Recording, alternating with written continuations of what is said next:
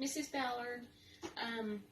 I hope you're having a lot of fun at home with your parents and siblings and getting to do some new things. And I'm here today because I want to help you with your math lessons a little bit.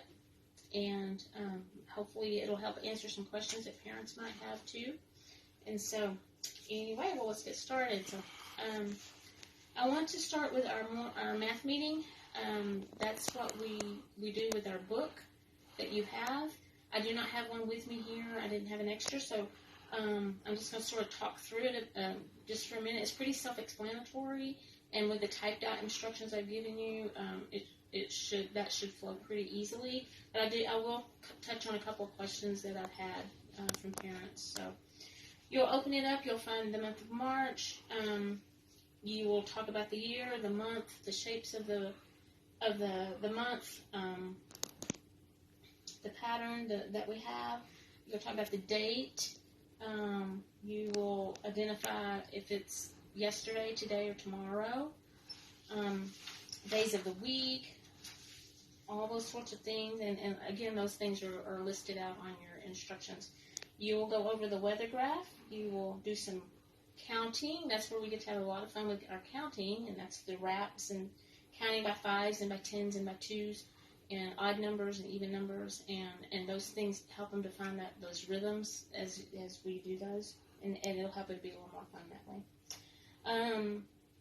We will talk about one thing I don't think I talked about last week was the clock. That's just to remind them of what time of day it is, or what time, but not actual time, but like, is it morning, is it afternoon, evening, or night? And so just throughout the day, just ask them and of those things. Is it morning time?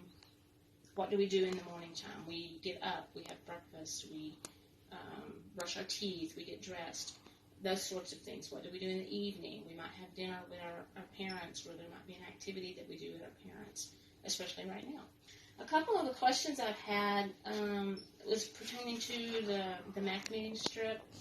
And so I just kind of wanted to go over with you what this is. We do this every day. This is not the correct one, but you'll get the idea. It has lesson, what number, and so for today it would be 94, or should be. So you'll find 94, and that's what you will do. They need to write. I don't want you to write it, parents. I want them to write it because they're perfectly capable, and they're perfect, and they can write it in cursive as well. So practice that cursive. They would write March 30th, 2020, and then there's also a pattern, number pattern underneath. So they would just read the pattern and figure out the missing numbers and fill that in. The coin cup is where I've had some questions about, and so I just kind of wanted to go over that with you real quick. So this is where I've had some questions about money and the amount. In my book, it gives me a money amount to get, but you can pick any number between over 10, from like 10 cents to 99 cents. And we're not going over that just yet because over 99 because we haven't covered that with our math just yet. And so what I want to do, like today, I would give them some pennies. I think today I have 14 cents. So we're going to count it out. Usually they will pile it up, but I want them to count it and put it in a line. You can use a piece of paper. I'm using a piece of paper so that you can see it better. So just have them count it and put it in a line. So 1, 2, 3, 4, 5, 6, 7, 8, 9, 10, 11, 12, 13, 14. Okay, so you're going to ask them, can you trade any of your pennies for a dime?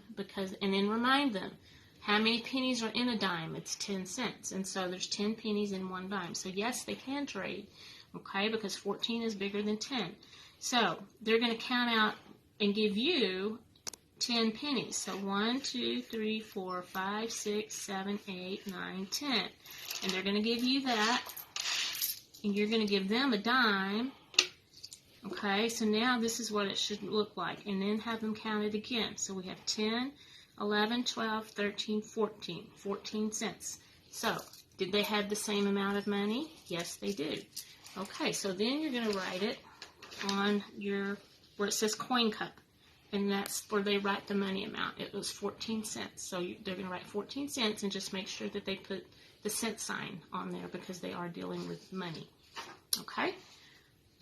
All right. And then now we're going to move on to the lesson.